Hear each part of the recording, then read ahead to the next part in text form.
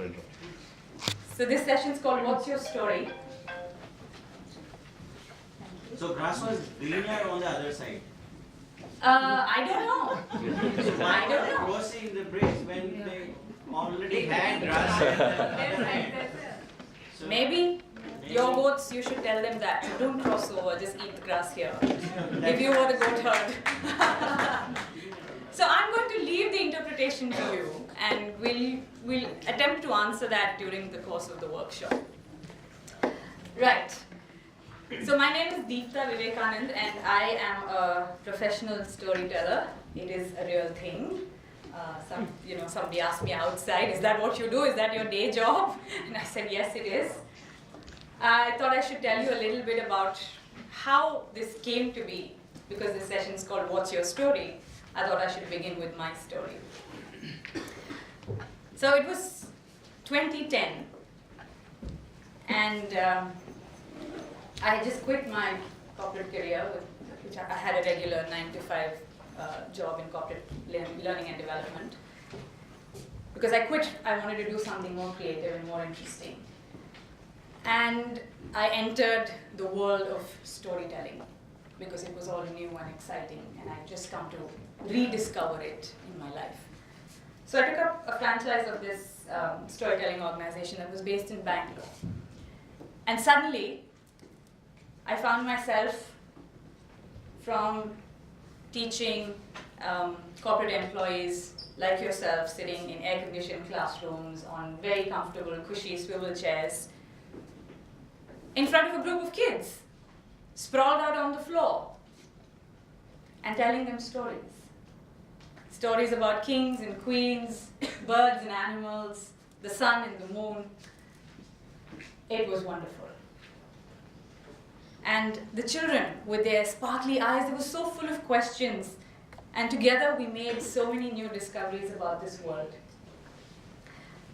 And I think the moment of truth came, when one of the kids said, I wish our teachers told us stories like this in school. A few months later, the franchisor was supposed to send me some material, and it never arrived. And when I probed further, it became a bit of a heated argument. And I was told that, well, you're not bound to receive anything from us. So things from that point onwards began to sour a lot. And so I decided to call it quits. I lost a lot of money, a lot of time. I was devastated. And the faces of those kids just kept flashing in front of my eyes. The next year, I became a mother.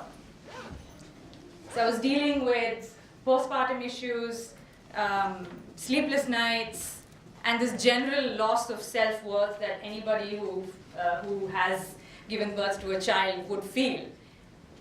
And on one of my late night web crawls, because that's what I used to keep doing, I hit upon this writers' workshop in Bangalore. And they had just announced their sessions, their new sessions. So call it impulse, call it desperation, I signed up. And the next few weeks were possibly the most challenging weeks of my life, because I found it more difficult than raising a child, since I hadn't written in so many years. During the course of that workshop, I found myself looking up random things, like I was researching alter egos. I was looking up how an ATM machine works. I was looking at words that I could use to describe the landscape that my characters would be in. And then, one night, it struck me. What really was I doing here? I was trying to dig deeper. I was trying to learn about the environment, so I could craft a more compelling story, because I could give my characters and my setting more depth. And this was pretty much similar to what I was doing in my storytelling sessions with the kids.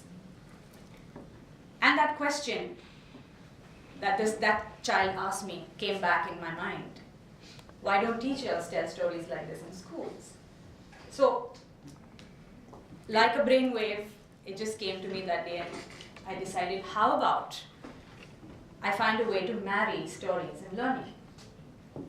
Is there a way that we could take stories into the classroom to help children unravel various concepts across subjects, across levels. And so the next day, I told my husband, I'm starting my own storytelling venture. And he said, sure, I'll call the psychiatrist. So, although I must say he's been extremely supportive, I have to say that. He's not here, but I know his friends are here. Yeah, poor guy, right. So in 2013, Ever After Learning was born. And in the last 4 years, along with my co-founder in Bangalore, we've been able to integrate storytelling within the curriculum in schools in Bangalore, in Chandigarh, in Jodhpur, in Coorg, and in Muscat, and various other places. And also, we've done significant work in the corporate sector. So that's really how I am doing what I'm doing today. That's the reason I'm standing in front of you, because of the power of a story. And that one child who told me, I just wish we could make education like this.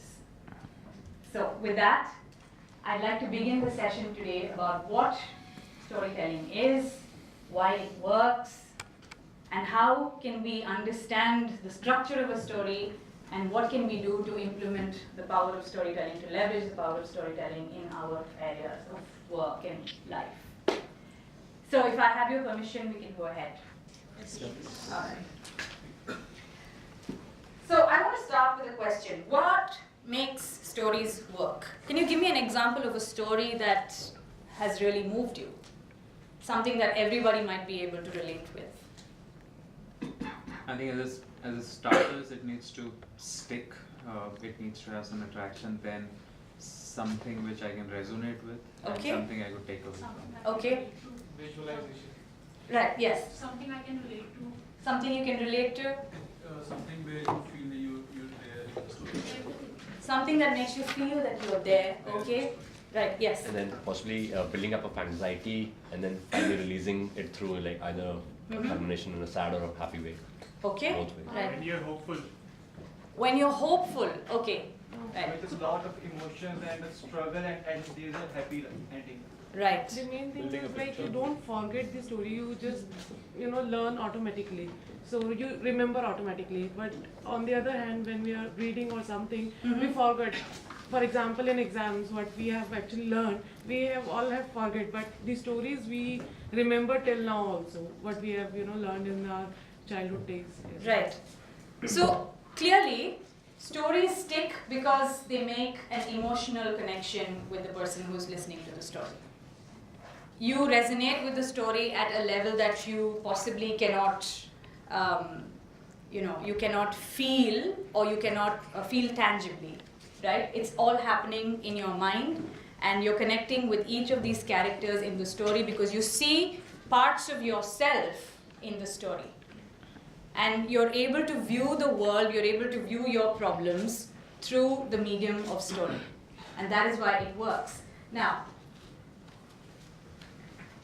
while we are in a situation where we're bombarded with data, with facts, with numbers, and it's important, you need those things because you can't possibly do a business presentation or a technical presentation without numbers.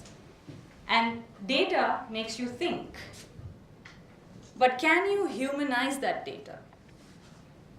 Can you give that data a form and a shape so that people who are listening to that story can think and feel what those numbers are trying to communicate? Right? Because we know that emotions drive change. You do something because you feel the need to do it. And the numbers sort of just help you weigh the balance, and sort of they reassure you that yes, this is something that I really want to do. But anything that you've done in your life is because there's been a powerful emotion associated with it. And stories help you bring out that emotion. The most important thing about stories is that it leaves the audience, or it leaves the listeners with a call to action. there's this famous proverb, not proverb, it's saying that when Demosthenes spoke, the people said, well done. But when Aristotle spoke, what did they do? They said, let's go, let's march. So that's what a story does. A story is powerful, or a story is powerful when it moves the audience to some action. It inspires them in a certain direction, in a certain way. So give me an example of a story that has moved you. Have you heard or seen a film, read a book that has inspired you to get up and be like that person or that character? Anything that you resonated with? Yeah. So I was watching that Dhoni movie. Dhoni, right. Right. And in that, there was one point where either he could have taken that train or not. And he took the train and then he became the cricketer. Otherwise, he would have been that TT only. Right. So that story actually moved me. Like, if I'll not leave my good corporate job, I won't be able to start something on my own. Okay. So I left everything without anything in in hand or what I have to do. But that story is so powerful that led me to left my job and a very good high-paying job, and then I started from scratch. Sure. Super. Right. Yeah.